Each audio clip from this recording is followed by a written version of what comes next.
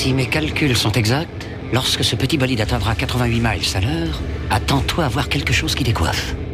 À l'heure du goûter, on écoute le Magal West sur Westrack Radio. Interview, rubrique, micro-trottoir et musique sur Westrack. Non de Dieu! Salut toi, cher auditeur de Westrack, tu es au bon endroit pour le Magal West. 17h-18h, une heure d'émission, d'infos, de magazines. Et aujourd'hui, on va parler du festival que l'on attend tous et toutes pour ce retour du mois de mai. C'est le 22 et 23 mai et ça s'appelle le Fall Weather Festival. C'est la 6e édition cette année. Je suis sûre que tu connais ce festival qui se déroule au Fort de Tourneville et qui chaque année propose de belles découvertes en passant par le rock, le post-punk, le punk et puis même par le rap. On va pouvoir développer un petit peu sur la programmation de cette année, les nouveautés, peut-être les difficultés aussi de ce festival quand on est un festival qui grossit de plus en plus, surtout avec une équipe associative derrière. Nous recevrons 3 membres de cet asso pour nous parler de la préparation. Ça arrive donc très vite et puis comme ça vous aurez, je pense, envie de prendre vos billets. En attendant, on parle aussi d'un autre événement, c'est la Yellow Run. Celle-ci, elle est organisée le 17 mai au Havre. Et puis Arthur Ellie était en live à la Narrow House avec un clip qui va sortir ce mois-ci. Léo nous en parlera tout à l'heure.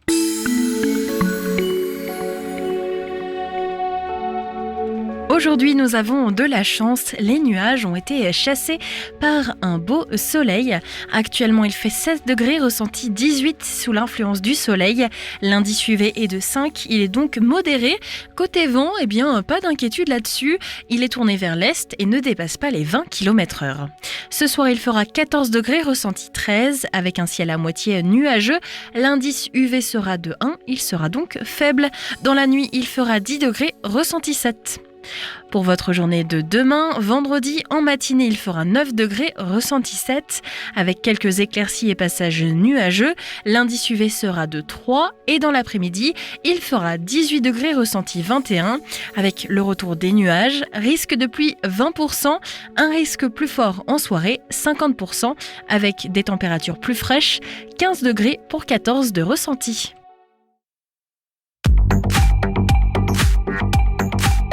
Les infos locales sur Westrack. Le Flash. Bonjour tout le monde, voici les informations locales de ce jeudi 7 mai 2026. Tube culte et dance floor géant au Havre pour une nuit 90-2000.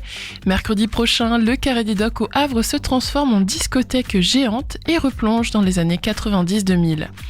Tube culte, immense dance floor, clip sur écran et ambiance survoltée pour une soirée rétro à vivre sans retenue. Prévente à 15 € jusqu'à demain, puis 20 €. Réservation en ligne.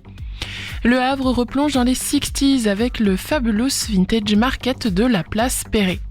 Le Havre replonge dans les années 50 à 70 avec le Fabulous Vintage Market le 13 juin prochain de 10h à 19h. Vêtements, vinyles, déco et ambiance musicale pour une journée gratuite et ouverte à tous en plein cœur de la ville. Envie d'exposer ? Les inscriptions sont ouvertes jusqu'au 23 mai par mail. Le marché est né dans le sillage du festival Mess My Mind, dédié aux musiques des années 60, organisé au Tetris les 12 et 13 juin. Coup d'arrêt pour Leclerc, la CNAC refuse l'extension du drive de Gonfreville-Lorcher. Malgré un accord unanime au niveau local, l'extension du drive Leclerc de Gonfreville-Lorcher est refusée par la Commission nationale d'aménagement commercial, la CNAC. En cause sécurité, circulation et esthétique, l'enseigne présentera un nouveau projet. Gonneville-la-Mallet, le chant des loges en concert caritatif pour soutenir la petite Émilie et sa famille. Les choristes du chant des loges se produisent ce dimanche à 16h30 à la Halle au Blé de Gonneville-la-Mallet pour un concert solidaire au profit de l'association Maybe Tomorrow qui aide la petite Émilie, 3 ans, atteinte d'une maladie rare. Un moment musical et engagé entre grands airs et générosité. Tarif entre 15 et 8 €. Et enfin, basket, Saint-Thomas-le-Havre s'impose au Sables d'Olonne et décroche la montée en Élite 2. Grâce à leur victoire sans appel ce mardi au Sables d'Olonne, 68 à 90, le STB, 8 ans après, va retrouver la saison prochaine le 2e échelon du basket français. Prochain match demain contre Tarbes-Lourdes au Dock Océane avec l'objectif de finir sur une bonne note avant des playoffs qu'ils pourront se disputer sans pression. Merci de votre attention, le journal continue avec désormais les actualités nationales et internationales. Bonsoir à tous. 5 cas d'hantavirus confirmés. C'est ce qu'indique l'OMS au sujet du bateau de croisière foyer de la maladie. Selon l'Organisation mondiale de la santé, il est possible que d'autres cas soient signalés, mais le risque pour la santé publique est bas. Le navire doit arriver aux Canaries samedi. Les 5 Français présents à bord n'ont pas de symptômes inquiétants, selon le porte-parole du ministère français des Affaires étrangères. Le Rassemblement national dans le viseur du parquet européen avec une enquête sur des soupçons de fraude. Le président du parti, Jordan Bardella, aurait bénéficié d'une formation aux médias pour la présidentielle de 2022, formation qui aurait été payée avec des fonds du Parlement européen. Une plainte a été déposée pour détournement de fonds publics. Jordan Bardella conteste ces accusations. Il a avoué les faits. L'homme de 23 ans placé en garde à vue dans l'affaire du meurtre d'une collégienne de 14 ans hier dans l'Aisne à Fère-en-Tardenois, tué de plusieurs coups de couteau. Le suspect serait l'ancien petit ami de la victime. Une enquête pour assassinat a été ouverte par le parquet de Soissons. Il demande l'annulation de sa condamnation. Dany Leprince devant la justice aujourd'hui pour l'examen de sa requête en révision. Condamné à la perpétuité dans les années 90 et libéré en 2012, il clame son innocence depuis plus de 30 ans et demande un nouveau procès pour l'innocenté. Dany Leprince a toujours nié le quadruple meurtre dont on l'accuse. 4 membres de sa famille retrouvés morts à l'arme blanche. 5 enfants légèrement blessés dans un accident de car dans le Gers ce matin. Le véhicule transportait une vingtaine d'enfants de cours élémentaires. Il est sorti de la chaussée en plein virage sur une route départementale. Une enquête a été ouverte pour déterminer précisément les causes de l'accident. Et puis attention, prudence, du monde sur les routes aujourd'hui à la veille du long week-end du 8 mai. Bison futé voie rouge sur l'ensemble de l'Hexagone dans le sens des départs. Des idées sorties pour cette semaine ou ce week-end pour te culturer sur Westrack Radio. Westrack et la Fédération des radios associatives Musiques Actuelles, la Ferrarock, vous partagent la découverte musicale du jour.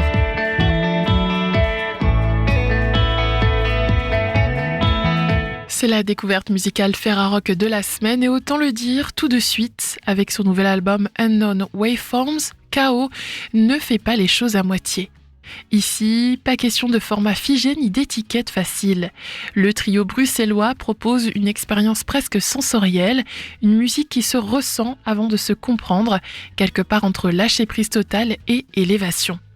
Une invitation à retrouver ce lien brut entre le corps, le cœur et l'esprit, celui qui nous fait vibrer sans qu'on sache vraiment pourquoi.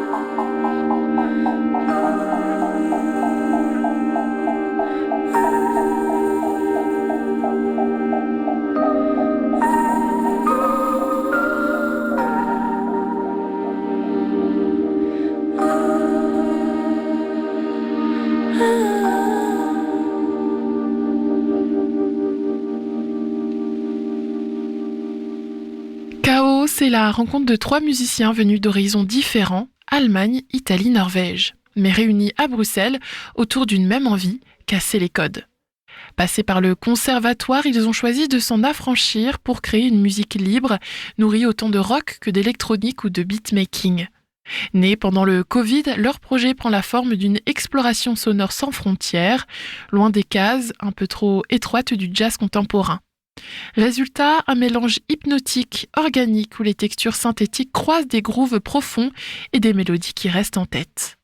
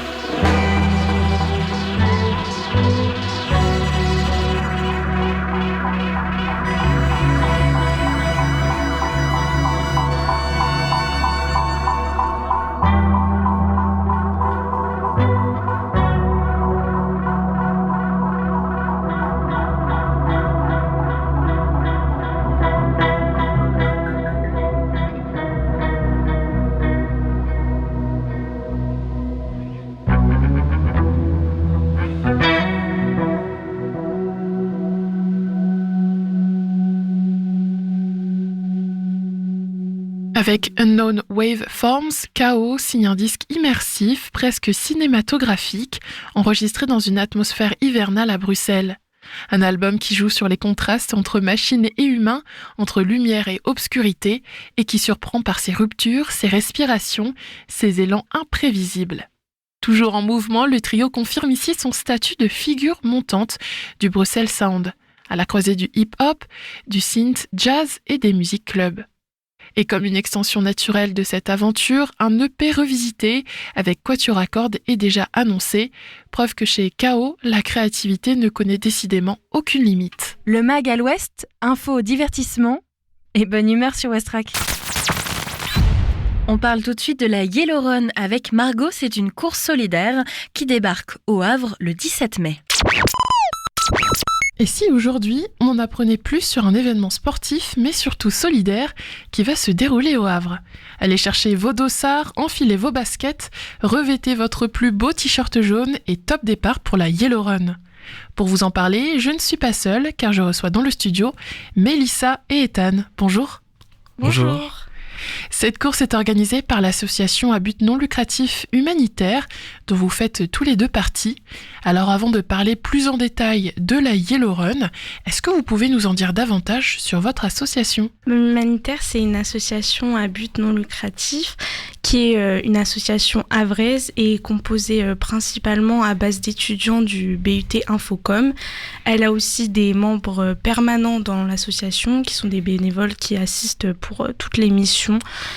Et elle prépare tous les 2 ans des séjours solidaires pour lesquels l'association elle organise de nombreux événements de collecte de fonds pour faire des projets avec des associations locales, principalement en Afrique de l'Ouest. Et cette année, on prépare la mission aussi, donc une mission en Côte d'Ivoire, et Ethan va pouvoir plus vous en parler. La mission aussi, humanitaire objectif Côte d'Ivoire, est une mission qui va se dérouler l'été 2027 à Abidjan et à Cocody. Elle sera principalement basée sur l'axe de l'éducation, de la santé, du sport. En fait, toutes nos actions, c'est des actions de solidarité internationale. Donc, en fonction de nos partenariats, on agit vraiment sur le côté sportif, le côté éducatif. Et en fonction des différents partenariats, ça peut être amené à évoluer, mais c'est principalement ça. Et vous êtes combien d'adhérents à cette association en ce moment? Alors, il y a 14 étudiants qui vont partir en mission. Actuellement, on est 7 et l'année prochaine, on va recruter 7 premières années qui partiront avec nous. Et il y a aussi du coup quelques bénévoles permanents qui restent dans l'association, comme moi par exemple, qui ai participé à la mission Auto, donc humanitaire objectif Togo, ou Noah, qui est aussi une bénévole qui est membre de l'association et qui avait participé à la première mission HOS, donc humanitaire objectif Sénégal. Et on a aussi la présidente de l'association, la vice-présidente et trésorière, et également les membres de notre famille ou de nos entourages qui nous accompagnent sur tous les événements pour nous aider à les organiser et à faire fonctionner l'asso et valoriser son image. D'accord. Comme on l'entend, vous faites donc partie de cette association en plus de vos études. Comment est-ce qu'on arrive à concilier ces deux casquettes? Honnêtement, ça nous prend beaucoup de temps personnel. En fait, il faut être vraiment bien organisé entre sa vie étudiante. Moi, par exemple, je suis alternante, donc avec ma vie professionnelle aussi au sein de mon alternance et la vie associative. Il faut vraiment se fixer des petites deadlines, etc. pour pas prendre du retard sur les projets. Mais en fait, c'est quelque chose qui nous plaît et on prend vraiment du plaisir à le faire. Donc même si on travaille le soir jusqu'à minuit, en fait, ça nous tient à cœur et on est heureux de le faire et on voit pas ça comme une corvée, mais plutôt... ça nous aide aussi d'un point de vue professionnel, ça nous permet de développer vraiment beaucoup de compétences parce qu'on a quand même une grosse implication au sein de l'association et on fait des projets d'envergure pour une petite asso avec des étudiants et je pense que c'est que du plus pour nous et voilà. Pour vous, pourquoi est-ce que c'était important de rejoindre une association comme celle-ci, comme humanitaire? Ça touche à vos valeurs, forcément. Pour moi, c'est important parce que j'ai vraiment un intérêt marqué pour l'économie sociale et solidaire. Je suis dans beaucoup de projets associatifs. Je suis aussi bénévole à la SHPA, donc Société Havraise de protection des animaux. Et pour moi, c'est vraiment important de pouvoir mettre ces valeurs au service d'associations comme celle-ci. Ça permet de pouvoir vraiment développer son engagement pour des causes qui sont concrètes. Et comme j'ai dit, Humanitaire, c'est une petite association. Et en fait, quand on en fait partie, on agit d'une manière super importante comparé à des gros assos où quand on réalise des missions de bénévoles, c'est peut-être plus ponctuel, etc. Que là, dans l'association, on est vraiment à 100%. Ouais. Et pour toi, Ethan, en plus, c'est ta première année. Qu'est-ce qui t'a fait te dire je vais choisir Humanitaire plutôt qu'une autre association ? Eh bien, moi, dès que l'association nous a été présentée en début d'année, j'ai tout de suite eu un coup de cœur pour le projet. J'ai trouvé ça super, l'idée. Et j'ai adoré le côté milieu associatif, le côté partage, le côté équipe. Voilà, et ça m'a donné envie de faire partie de cette association. Et en fait, au sein d'Humanitaire, on met vraiment en avant l'aspect de solidarité internationale. Et de faire partie de cette association, ça nous permet aussi de découvrir d'autres cultures et de pouvoir être formés aussi. On a participé à des formations, notamment proposées par Projet 76 à Rouen. Et ça permet vraiment de développer notre esprit, nos connaissances et vraiment de travailler avec d'autres cultures. Et c'est super enrichissant pour le quotidien. Bah oui, bien sûr. Et votre axe de cette année, c'est, comme vous l'avez dit, l'éducation. Parce qu'en effet, chaque enfant, peu importe où il naît, doit avoir cet accès-là, justement, à l'éducation. Savoir compter, savoir lire ou même tout simplement savoir dessiner. C'est un bagage qui est essentiel et qui servira à tout enfant pour le reste de sa vie. C'est donc d'ailleurs avec cette idée en tête que la Yellow Run est née il y a 3 ans, si je ne me trompe pas. Car cette course, ça vous permet de récolter une grande partie de vos dons, c'est ça ? Oui, en fait, la Yellow Run, c'est sa 4e édition. Donc, la première édition, elle a eu lieu à la forêt de Montjon. Et les 2 autres éditions ont eu lieu à la Catène de Contenères au Havre. Et en fait, au-delà de gagner de l'argent, cette course et marche solidaire, elle nous permet vraiment de nous faire connaître parce qu'elle est de plus en plus connue. L'année dernière, on est arrivé à 500 participants, ce qui est quand même énorme et on est très reconnaissant. Et ça permet vraiment de développer notre notoriété sur le Havre, que ce soit auprès des habitants du Havre, mais aussi auprès de partenaires comme la ville du Havre ou de partenaires locaux qu'on peut mobiliser, notamment pour participer à la fourniture de dons sucrés et salés pour le ravitaillement pour les coureurs, mais aussi nous fournir des dons financiers. Également, l'organisation de cette course, en fait, ça mobilise vraiment de nombreux partenaires et ça nous permet de développer notre notoriété. Et cette année, à quel organisme les fonds ils seront reversés ? Il me semble que les fonds, du coup, ils seront gardés pour l'association pour financer la mission. En fait, la mission en Côte d'Ivoire, elle est en cours de construction pour l'instant. On a 2 ans pour préparer cette mission. Et pour l'instant, on est en partenariat avec l'association Visa d'Amour. Donc, c'est une association qui est basée à Gravenchon et qui, elle, travaille avec des associations locales en Côte d'Ivoire. Et on est partenaire avec elles. Ils seront aussi présents le jour de la Yellow Run pour nous aider à organiser l'événement. Et c'est pour leur projet en Côte d'Ivoire qu'on récolte tous les fonds, que tous les fonds de la Yellow Run, seront reversés. Mélissa, toi, tu coordonnes l'organisation de la Yellow Run.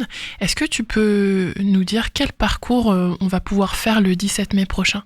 Alors du coup, le 17 mai prochain, c'est un parcours de 6 km. Donc on part de la Catène de Contenères, on longe la plage, on arrive au restaurant, on fait demi-tour au bout des restaurants et on retourne à la Catène de Contenères. Sur ce parcours, vous retrouverez un jeté de poudre colorée biodégradable de la couleur jaune, d'où le nom Yellow Run. Et c'est un moment assez symbolique de la course qui est photographié. Et on propose aussi aux participants de la course déjà de s'habiller en jaune pour aller avec le thème de la course, mais aussi s'ils le souhaitent de se déguiser en jaune pour tenter de remporter le lot du meilleur déguisement.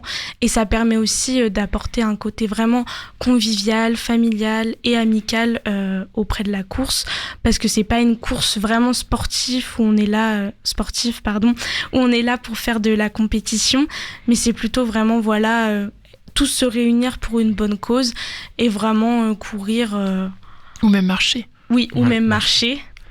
On propose aussi de marcher. L'année dernière, il y avait beaucoup de marcheurs et ça permet de se réunir tous autour d'une belle cause le long de la plage, qui est un cadre quand même assez agréable, et on espère que le beau temps sera là au rendez-vous.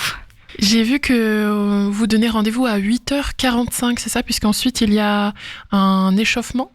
Oui, c'est ça. Alors on donne rendez-vous à 8h45. C'est plutôt à partir de 8h45 pour pointer les noms. Vu qu'on fait un tirage au sort et qu'on offre des lots aux participants, c'est aussi pour recueillir leur numéro de dossard, les mettre dans des petites boîtes, etc., les accueillir et qu'ils aient le temps de s'installer. Et à 9h30, du coup, on a un échauffement qui sera animé par un coach sportif et aussi en musique. Et ça permet de s'échauffer avant la course, d'être tous ensemble et de faire des exercices assez sympas avec un coach professionnel pour pouvoir partir à 10h sur le départ de la course. Et justement, Mélissa, tu parlais de tirage au sort, de meilleur déguisement.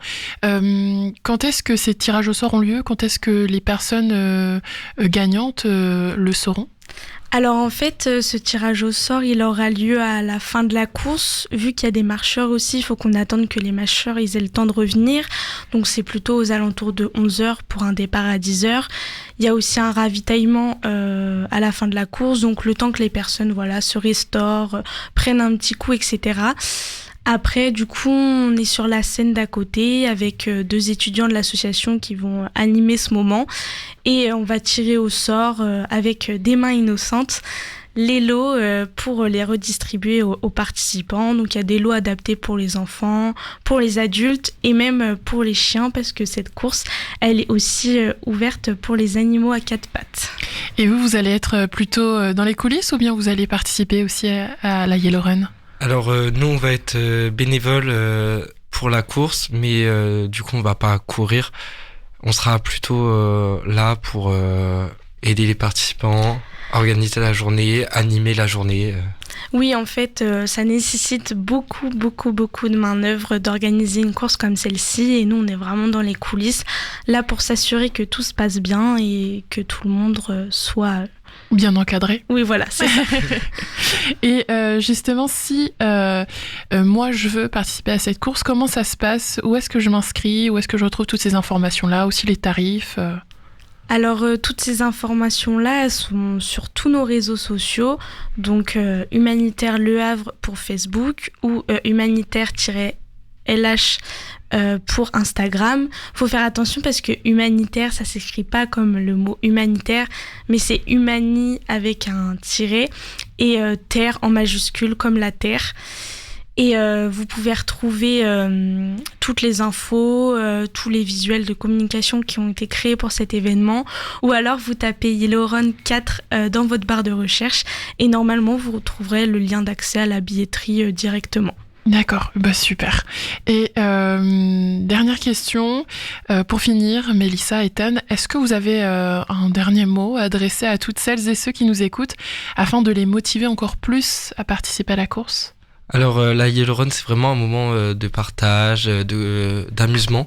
Moi, je sais que j'ai jamais participé, mais je la connaissais déjà sous le nom de la course où on lançait de la poudre jaune.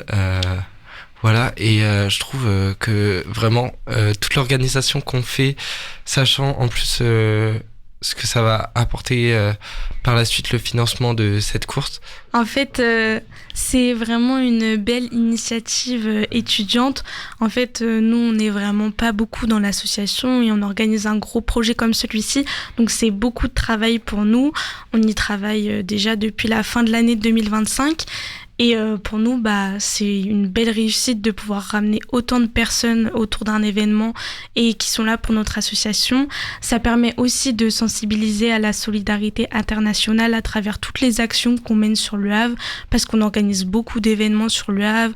On a organisé récemment un loto, une soirée hypnose, et en fait, tout ça pour vraiment appuyer sur la solidarité internationale et se faire connaître au maximum auprès des habitants havrais. Bien, merci beaucoup à vous deux. Merci. Je rappelle donc que la Yellow Run, course solidaire organisée par l'association humanitaire, c'est le 17 mai prochain. Rendez-vous dès 8h45 à la Catène de Conteneurs au Havre. Pour vous inscrire, c'est tout simple, direction Hello Asso. Donc sur internet, vous tapez Yellow Run 4. Vous pouvez aussi retrouver le lien sur notre site internet. Vous avez encore le temps de le faire, alors n'hésitez pas, foncez. Le MAG à l'Ouest, info, divertissement et bonne humeur sur Westrack. Aujourd'hui, on est parti à la rencontre de Arthur Relly pour son nouveau clip à la Narrow House. C'est une œuvre d'un été au Havre. Elle a été réalisée par Erwin Wurm, c'est un artiste autrichien. La Narrow House était la maison de ses parents qu'il a refait en 7 exemplaires à travers le monde. Toutes démontables sauf celle du Havre. La maison fait 18,30 m de longueur, environ 7 mètres de haut. Au niveau de l'entrée, elle fait 1,30 m de large. Et au niveau de la sortie, elle fait 93 cm. Et avec la largeur des escaliers, elle fait 2,30 m. Il a recréé la maison de ses parents de manière très petite, très étroite, pour montrer l'étroitesse d'esprit de la société et l'étroitesse d'esprit de ses parents, qu'il ne voulait pas qu'il devienne artiste. Il a été contacté pour un été au Havre pour placer une de ses maisons. Et aujourd'hui, Arthur Relly, qui était destiné à une carrière dans le tennis, a dû stopper net à cause d'un grave accident. Pendant 2 ans, il a appris la guitare et s'est lancé dans la musique. C'est en côtoyant le producteur Jacques, roi de la bricole électronique du haut vol strasbourgeois. Tout comme lui, Arthur devient un adepte des machines sans pour autant délaisser la 6 cordes que l'on retrouve électrifiée ou pas sur nombre de ses compositions. Un moment clé où il se met aussi à écouter du rap, lui qui était bercé plutôt par le rock ou le soul. Repéré fin 2018 avec son premier EP Standard, ce jeune homme charismatique de 23 ans affirme une personnalité hors norme. Mi-chanteur, mi-rappeur, ses textes à la mélancolie poisseuse sont toujours sauvés de la dépression fatale par un humour ravageur. Il a pu réaliser son nouveau clip dans la Narrow House. Il nous a d'abord parlé de son choix pour son clip de le faire dans la Narrow House. La Narrow House, moi je passe tous les jours devant en vélo ou en tram et tout le monde la connaît au Havre. Et en fait je connaissais pas du tout son histoire, pour le coup je l'avais jamais visité à l'intérieur. Et un jour m'est venu l'éclair de génie que j'ai une chanson qui s'appelle Le Monde est grand et qui sur l'album et qui parle globalement des rapports de perspective changeants entre quand on est enfant et que tout nous paraît énorme et quand on est adulte où les choses rapetissent, ou bien même entre les moments où tu es déprimé ou heureux, où le monde et les espaces te paraissent avec des perspectives différentes. Et quelqu'un m'a raconté l'histoire de cette œuvre-là, donc de l'artiste qui au gros essaie de représenter la maison de son enfance, de la banlieue viennoise, et avec les yeux de lui adulte revenant dedans. On s'est posé la question s'il a découvert le lieu à l'arrivée pour le tournage. Et tout d'un coup ça m'a fait, je me suis dit mais c'est assez proche de ce que j'essayais de raconter dans la chanson. Donc je me suis dit ça serait super de filmer un bout de la chanson joué dans la maison. Et après les mails sont partis, il a fallu quelques mois pour organiser ça et on est arrivé aujourd'hui. Il y avait toute une question d'organisation pour préparer un tournage dans une si petite maison. C'était mais il n'y a pas si longtemps, c'était il y a 2 semaines avec le Tanguy Delavé, donc qui est le réal qui filmait aujourd'hui la session. On est passé il y a 2 semaines et les personnes de la mairie nous l'ont ouverte pour qu'on puisse se rendre compte. Donc on a essayé de filmer au téléphone pour voir un peu les espaces. On s'est rendu compte là que vraiment ça allait être assez contraignant, mais en même temps c'est assez amusant. Enfin, de façon générale avec l'art, c'est cool d'avoir des contraintes en fait aussi. Déjà, tous les gens qui travaillent sur le tournage ne sont pas dans la maison. Ils sont tous dehors en train de se cailler. Heureusement, on avait du soleil. Donc ça veut dire que les installs techniques, les endroits où il y a les câblages, les ordis, les trucs sont à l'extérieur, et il y avait que quelques câbles qui passent par terre et donc nous là on était dans une config réduite quand même pour les musiciennes et musiciens. Il y avait un guitariste, une chanteuse et moi, et donc on décidait où sont les placements. La personne qui filme, c'était le seul peut-être de l'équipe technique qui avait le droit de rentrer un peu et qui là qui se faisait ses déplacements sur quelques centimètres carrés et puis ça tournait quoi. Lors du tournage, il y avait quelques collisions. On s'est un peu rentré dedans, c'est surtout la guitare. Je crois que tu as eu cette idée avant, mais la guitare, effectivement, tu peux pas du tout la tourner, quoi. Donc le guitariste était toujours obligé d'être comme une sorte de je sais plus comment on appelle ça, là, les Mexicains qui sont avec leur guitare super haute comme ça. Il était obligé de l'avoir collé contre lui en travers dans le couloir comme ça. Mais il a réussi. On a découvert le lien entre les paroles de sa musique et le lieu du clip. Oui, ouais, carrément. Et en plus, on a quand même pu changer aussi de config. Enfin, finalement, on a joué plus que la chanson que je voulais jouer. On en a joué 2 autres. On a profité d'avoir une journée pour faire une mini live session où je joue 2 autres morceaux. Et donc, d'un morceau à l'autre, on s'est vaguement déplacés dans la maison comme des chenilles et donc on pouvait aussi voir différentes perspectives parce qu'il y a cette cuisine qui est super petite, la salle de bain tout au bout et en fait en gros la maison se rétrécit de plus en plus et donc on a pu jouer avec ça et c'est vrai que ça résonnait bien avec les paroles de la musique, c'était beau. Il nous a expliqué aussi pourquoi c'est important un visuel marqué pour un artiste. Ouais, alors ce qui est sûr c'est que ouais, l'image compte énormément. On a tendance à dire qu'aujourd'hui ça explose aussi par l'utilisation des réseaux, mais en vérité moi j'ai l'impression que même dans l'histoire de la pop musique en fait les gars des années 60, Hendrix qui brûle sa guitare et des trucs comme ça, c'était déjà des sortes de coups un peu visuels qui étaient faits pour que les journalistes prennent en photo et qu'on en parle. Donc je pense que ça fait quand même longtemps que dans la musique ou la pop culture que l'image est très importante aussi. Mais c'est sûr qu'aujourd'hui il y a une sorte de quantité qui a tendance à exploser avec ce que nous demande un peu l'utilisation des réseaux. Mais il y a un peu 2 choses différentes.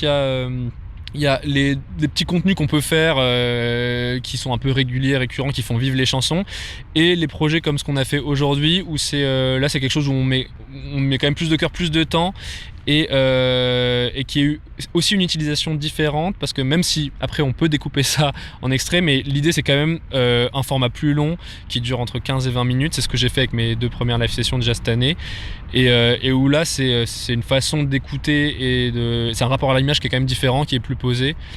Et finalement, sur l'album sur Saignant, beaucoup de gens ont découvert mon projet par la première live session qui durait plus de 20 minutes, je crois, sur YouTube. Et donc, c'est quand même aussi un peu à contre-courant de ce qu'on imagine, où on se dit que c'est que des 30 secondes aujourd'hui sur Instagram, sur TikTok et tout. Alors que non, moi, j'ai remarqué, je l'ai découvert après en concert, en discutant avec les gens, que beaucoup avaient découvert avec le format long aussi sur YouTube. On a également eu une réponse sur le temps de tournage du clip et dans combien de temps il sortira. Ah bah ça c'est la folie de l'image, c'est terrible pour ça, mais c'était le tournage c'est toute la journée quoi. Eux ils ont pris le train à 6h, on a peut-être commencé à shooter à 10h et on a fini à 17h, donc ça c'est sûr. Mais et encore ça peut être pire. Et après c'est sans compter aussi le temps de préparation. Mais c'est vrai que l'image c'est toujours un peu exponentiel. Exact, mais c'est en mai qu'on prévoit de la sortir. Parce que c'est en même temps qu'on a une autre chanson qui sort en mai qu'on a joué là. On s'est renseigné si le clip de la chanson faisait partie d'une nouvelle phase ou d'un nouveau projet. Pas tout à fait un nouveau projet, c'est plutôt une façon de clore l'album qui est sorti l'année dernière. Parce que ça c'est 2 chansons qui vont augmenter l'album. Et là pour le printemps on compte sortir c'est une exclusivité. On compte sortir l'album en format vinyle et donc on voulait rajouter 2 morceaux dessus qui étaient des morceaux que j'avais écrits en même temps que la composition du reste de l'album et que juste que j'avais pas mis dessus pour différentes raisons, j'hésitais un peu. Donc là c'est plutôt une façon de clore, mais en même temps je sens aussi que ça m'ouvre à la suite parce que dans ce même mouvement là je suis en train d'écrire des nouveaux textes et des nouvelles choses. Je sais pas exactement quand elles sortiront, mais je sais que le prochain album ou le prochain projet en général, j'ai pas envie d'attendre 2 ans pour le sortir, j'ai envie que ça aille assez vite parce que en ce moment on a aussi beaucoup de concerts et je sens que j'ai envie de rester là sur cette dynamique, je me sens bien avec mes morceaux, avec ce que j'écris et donc j'ai envie d'attraper la chose en vol. On s'est demandé s'il avait de l'appréhension lors des concerts dans les grandes salles. Alors la première fois que j'ai fait des salles aussi grandes c'était en novembre, il y a Louane qui m'avait proposé 3 premières parties en Zénith, donc la découverte vraiment de qu'est-ce que c'est de jouer devant plus de 5 voire 10 000 personnes et tout, la claque je l'ai pris en novembre. Là ça va être la question de l'enchaînement parce que c'est vrai que c'était une énorme surprise. Là j'ai appris ça la semaine dernière en gros que Vanessa Paradis m'ont proposé 9. Donc c'est 9 qu'on enchaîne sur un mois quasiment, où on est dans le tourbus et tout. Donc je pense que le rythme ça va être quelque chose. Mais pour ce qui est de la pression du monde et tout, je crois que je me sens quand même assez bien avec ça. Et maintenant je me suis rendu compte que la pression est pas vraiment rationnelle par rapport au nombre de gens. Et ça m'arrive d'être beaucoup plus stressé dans des lieux, des dates tout intimistes, avec des visages de gens que je connais. Par exemple, quand je joue à Paris, les dates parisiennes, même quand c'est des plus petits clubs, s'il y a ma grand-mère qui est quelque part dans un coin, ça me stresse beaucoup plus que d'avoir un zénith de 10 000 personnes, de gens que je connais pas. Après, il n'y a pas de règles non plus, ça peut changer, mais en tout cas, voilà. Je me sens quand même bien avec aussi le côté... Essayer de convaincre les gens, ça me plaît toujours. Il nous a dit si c'était plus facile de jouer devant 5000 personnes ou devant des millions de personnes. Ouais, c'est vrai que ça aussi là le fait d'avoir un concert physique, il y a quand même quelque chose qui se passe quand t'es sur scène, qui prend pas avec les gens, mais moi une fois que je suis dans le moment, il y a quelque chose qui est un peu de l'ordre aussi de le temps s'arrête un peu, et je suis concentré sur mes chansons, sur ce que je donne, sur l'improvisation et tout, donc quelque part finalement ça dure toujours que j'ai l'impression que ça dure un millième de seconde ou bien des années, enfin je sais plus, il y a quelque chose qui explose un peu dans un moment précis et c'est toujours quelque chose de fort quoi. Il nous a parlé également de l'engouement des Havrais pour le projet. Est-ce que les Havrais vont plus l'avoir ? Ça je sais pas, il va falloir qu'on crée des sortes de robots, mais non mais c'est vrai que de façon générale là je suis installé depuis 2 ans et c'est vrai que le projet aussi par l'image, on essaie de plus en plus l'intégrer ici parce que ça me fait plaisir de travailler ici, de pas bouger, que les équipes viennent. Et non, mais aussi c'est une ville où je me sens bien, qui est singulière, qui est étrange, qu'on voit pas si souvent je trouve dans la culture française en général, même s'il y a des tournages qui se passent de plus en plus ici. Et donc ça me fait plaisir de pouvoir m'y inscrire. Et là, on a fait le dernier shooting photo, par exemple, on l'a fait là, une journée où il faisait tout moche, tout gris. J'avais super peur et en fait ça fait des photos trop belles parce que ça crée une sorte avec le béton, la mer, il y avait quand même des percées de soleil en fait, même quand il fait pas beau ici, il y a des ambiances qui sont magnifiques. Donc je sais plus ce que je racontais, mais oui, ça me plaît de faire de plus en plus de projets qui se passent au Havre quoi. On s'est aussi demandé s'il appréhendait et si c'était un tremplin pour lui les dates prévues avec Vanessa Paradis. Je vois comme déjà pour les médias en vérité, je vois qu'on a plus de réponses de demandes, enfin même des gens avec qui on était déjà en contact, où là je sens que ça fait tomber des choses, ça crée des dominos un peu, il y a toujours dans les projets artistiques, il y a toujours des bonnes nouvelles qui amènent des bonnes nouvelles, il y a quelque chose un peu comme ça de cercle vertueux. Donc je sens que là, la proposition de Vanessa Paradis, ça en fait partie. Et nous, c'était déjà dans un cycle plutôt cool pour la tournée, où on commence à avoir pas mal de demandes pour l'automne et l'année prochaine aussi. Donc pareil, ça, je sens que c'est le type de nouvelle qui peut débloquer des salles pour l'année suivante. Donc là, en ce moment, ouais, il y a quelque chose de vertueux qui se passe sur le projet et qui me fait plaisir. Mais moi, de toute façon, vertueux ou pas vertueux, je trace et je fais ça. Je fais ça pour moi, tu vois. Enfin, je fais ça parce que c'est une question de vie ou de mort, tu vois. Je me vois pas faire autre chose de toute façon. Donc même si la personne nous proposait rien, j'irai quand même jouer partout où je peux. Voilà, merci d'avoir écouté ce reportage. Retrouvez le clip de Arthur Ellie en mai et nous on se retrouve pour une prochaine interview et reportage sur Westrack Radio. En deuxième partie du Mag à l'Ouest, aujourd'hui, direction l'un des rendez-vous les plus attendus des amateurs de rock indé, post-punk et découverte au Havre. Le Full Weather Festival revient pour une nouvelle édition les 22 et 23 mai prochains au Tetris pour 2 jours de concerts mais aussi de DJ sets, bref, d'énergie brute. Un festival qui en quelques années seulement s'est imposé comme un vrai marqueur de la scène indépendante locale et bien au-delà. Et pour nous en parler, je reçois donc Clara et Marius. Salut à vous deux. Hello. Salut. Pour les auditeurs qui ne connaissent pas encore vos 12 voix, est-ce que vous pouvez vous présenter et me dire ce que vous faites dans cet asso, donc Fake Live, qui organise le Full Weather Festival? Eh bien, je suis Clara Bertrand et je travaille à la communication pour le festival. Et moi, c'est Marius et je m'occupe de la programmation du festival et puis des relations presse cette année. Et chaque année, on dit que le Full Weather grandit, mais cette année, qu'est-ce qui fait que vous vous dites « Ok, là, on a peut-être passé un nouveau cap pour cette 6e année » ? Alors moi, ce que je dirais, c'est l'engouement tout d'abord qui progresse d'année en année. Juste le petit fun fact pour comparer aux années précédentes, c'est en 2023, on avait vendu tous nos Early Bird dans une semaine. En 2024, 2025, on avait tout vendu en une journée. Et pour l'édition 2026, on a tout vendu en 1 heure. Donc je pense que c'est plutôt positif et ça montre que c'est un événement qui est de plus en plus suivi, qui grandit aussi progressivement par-delà les frontières du Havre et de la Seine-Maritime. Enfin, ça se retranscrit notamment par le nombre de spectateuristes qu'on arrive à attirer de Paris, de Bretagne, même de l'étranger. Et donc on est donc hyper content de voir que voilà, c'est un événement qui commence à rayonner de plus en plus et auprès du plus grand nombre. Et 6e édition déjà, est-ce que vous avez encore cette impression d'être un jeune festival ou vous sentez désormais justement que vous êtes bien installé dans le paysage musical, notamment normand ? Je pense qu'on commence à être assez bien installé, même si 6 ans c'est pas très très vieux quand même, mais ça commence à faire un petit peu d'expérience et on le ressent notamment par les retombées presse qu'on peut avoir. On a de plus en plus d'articles, que ce soit du régional ou même au national. Donc non, on commence à être bien là. Et organiser un festival rock indépendant au Havre, est-ce que c'est plus facile qu'il y a 5 ou 6 ans ou c'est toujours un pari un peu alternatif ?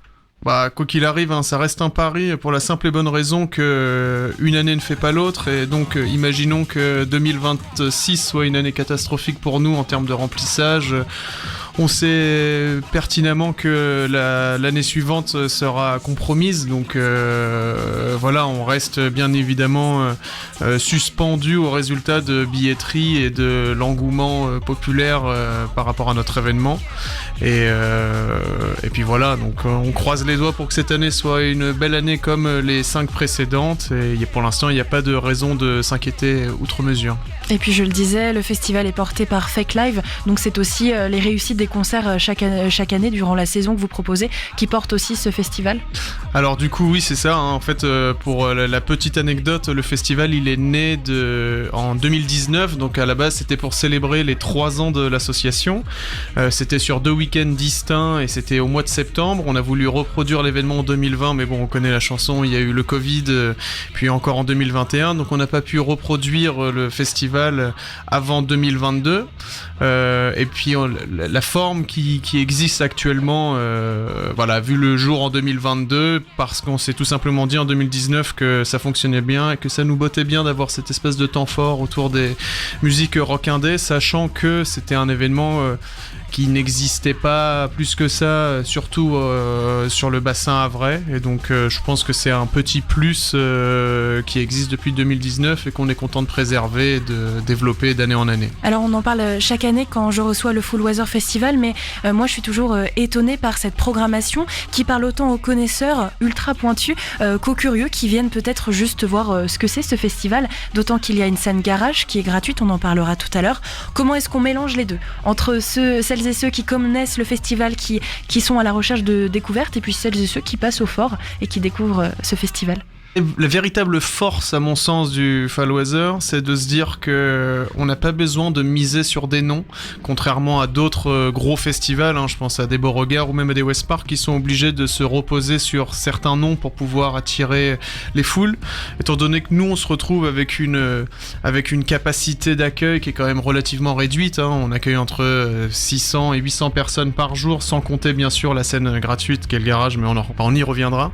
On peut donc nous se faire plaisir et aller piocher des artistes qui feront parler d'eux plutôt dans les années à venir. On est vraiment que sur des paris et je pense que ça c'est quelque chose que le public a plutôt bien compris d'année en année, de se dire que pour 30 € la journée, pour 45 € les 2 jours, c'est potentiellement le prix qu'ils remettront pour voir juste simplement un seul artiste dans les années à venir à Paris ou sur d'autres festivals, alors que là, l'occasion se présente d'en découvrir potentiellement plusieurs qui pourront retrouver par la suite dans plein de gros festivals ou dans des plus grosses salles. Et voilà, c'est un peu ça la marque de fabrique de l'événement et qui commence à mon sens, plutôt bien fonctionner. Moi, je dirais même que ça fonctionne vraiment, comme tu disais tout à l'heure, les early birds, qui sont quand même les billets qu'on vend en premier.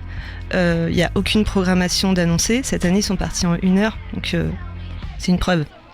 Ouais, ils sont déjà partis. Et puis on peut le dire, certains groupes qu'on voit sur la scène du Full Weather, par la suite, on les voit faire d'autres tournées. Donc il y a quand même ce côté un peu diggers. Si on a la chance de les voir au Havre, vous avez bien cherché, vous avez été grattés. Et ensuite, on les reverra monter un peu plus haut. Faut venir les voir. Bah c'est ça, il y en a pas mal. On a eu l'occasion d'avoir des Slift, des Psychotic Monks, des Fat Dog, des Lambrini Girls. Enfin, ça c'est des artistes aujourd'hui qui sont devenus un peu des références sur la scène du rock indé. Et donc qu'on a réussi à accueillir avant plein d'autres salles ou plein d'autres festivals, et que le public maintenant a un peu identifié le festival comme, j'ai envie de dire, précurseur, sans vraiment avoir les chevilles qui gonflent, mais c'est un peu le cas. Et donc voilà, amateur à tous les curieux et curieuses de rock indé de venir découvrir les artistes qu'ils écouteront en boucle sur leur playlist à venir. Et oui, on l'a mentionné, je trouve que c'est important, c'est cette scène garage gratuite. Donc je le rappelle, le festival Full Weather, c'est le 22 et 23 mai, au Tetris, mais aussi au Fort de Tourneville. Et donc il y a cette scène garage qui revient chaque année, gratuite. C'est toujours un rendez-vous qui pour vous est important, ça vous tient à cœur ? Ah bah oui, évidemment, c'est un peu notre scène chouchou à nous.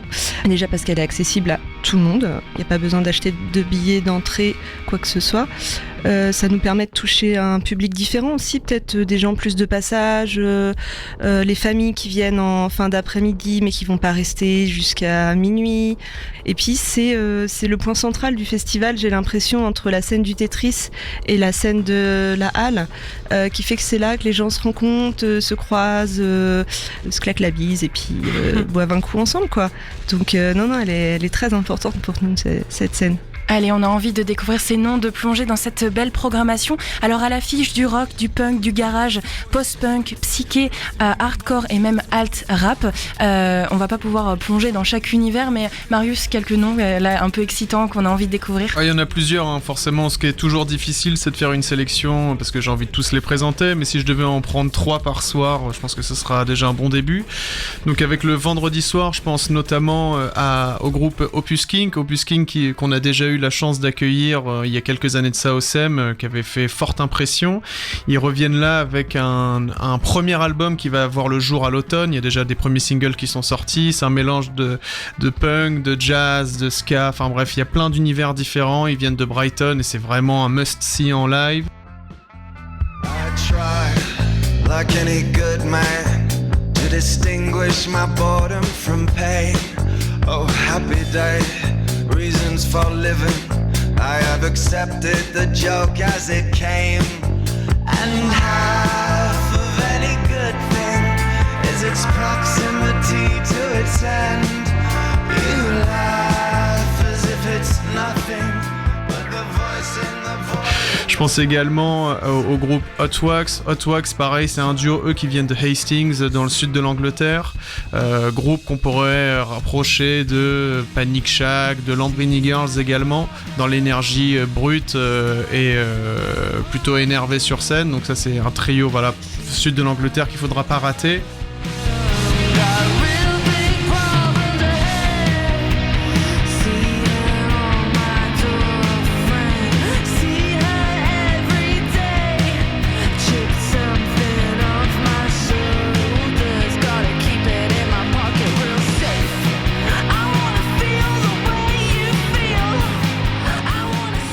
Et enfin, je pense à moi, un de mes groupes préférés que j'ai eu l'occasion de voir pas loin de 5 fois l'année dernière, qui s'appelle Baby Berserk, qui viendra clôturer du coup ce premier jour. Ils viennent de Amsterdam, c'est un mélange de disco, de punk. C'est comme si c'était la Amy Tyler de Emily and the Sniffers qui se mettait à chanter sur de la disco. C'est salvateur, c'est frais, c'est... Enfin bref, ce sera parfait pour clôturer ce premier jour. Et ensuite sur le samedi, j'ai envie de proposer mes quelques coups de cœur. Je vais commencer avec Lime Garden, c'est un groupe encore une fois de Brighton. Un groupe qu'on a essayé d'accueillir plusieurs fois lors des dernières éditions, qu'on est donc très heureux d'accueillir cette année. Elles viennent de sortir leur second disque, qui a été plébiscité par la presse. Voilà, donc ça ce sera le samedi à 20h30 si je dis pas de bêtises.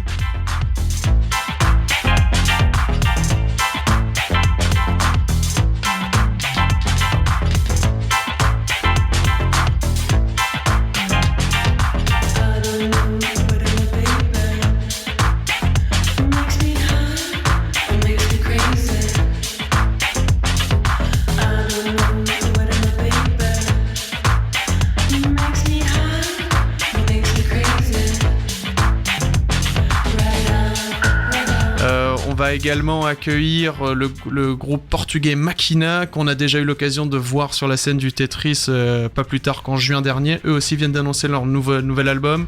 C'est un mélange de techno, de punk, le tout que avec des instruments. Enfin voilà, il n'y a pas de machine, c'est vraiment exceptionnel, hyper hypnotisant. Enfin bref, je pense que pour clôturer le festival, ça vaudra le coup d'être là.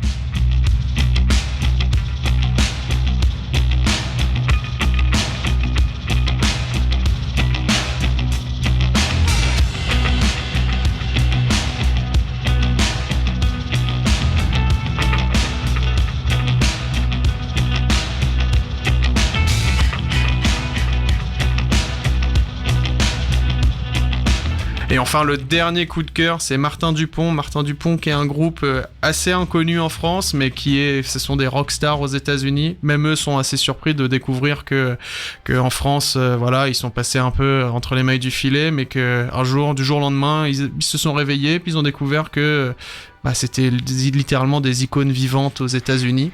Et ils viennent de se reformer et ils feront donc un premier passage au Havre le samedi 23 mai sur la scène du Tetris.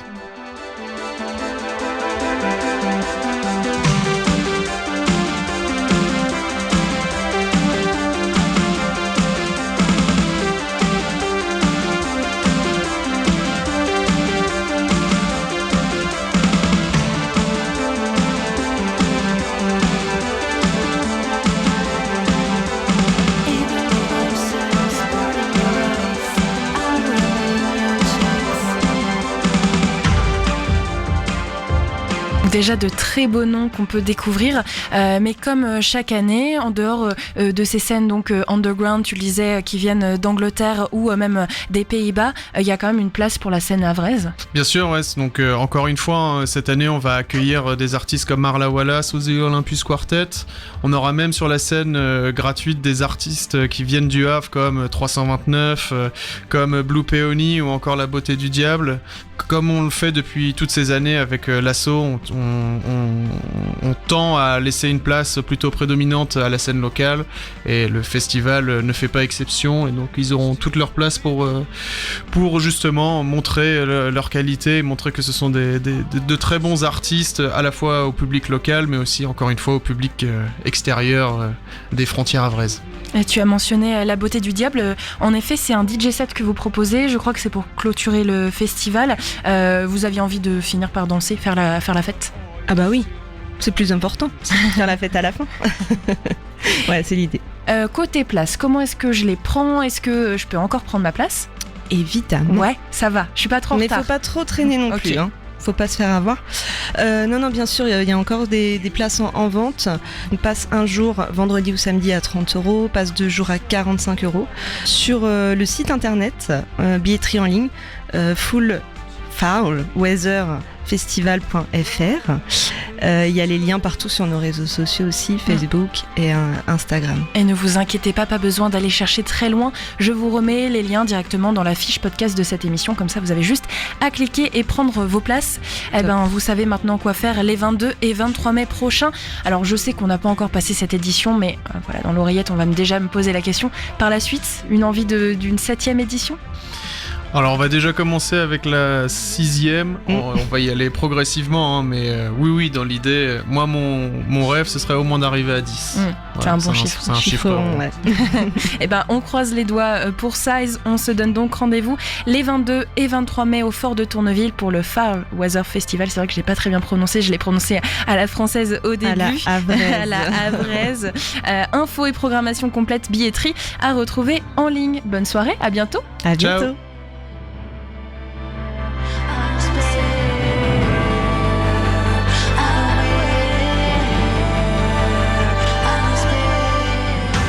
C'est la fin de votre émission. Je vous souhaite un très bon week-end, long week-end qui commence ici à Westrack ce soir. Rendez-vous lundi pour une nouvelle édition du Mag à l'Ouest avec Michel. On se quitte avec Lucky. C'est un titre qui nous vient de Fuckers aux États-Unis, à New York. Très belle soirée. L-U-C-K-Y, I'm lucky. Y-O-U-R, mine, 'cause I'm lucky. L-U-C-K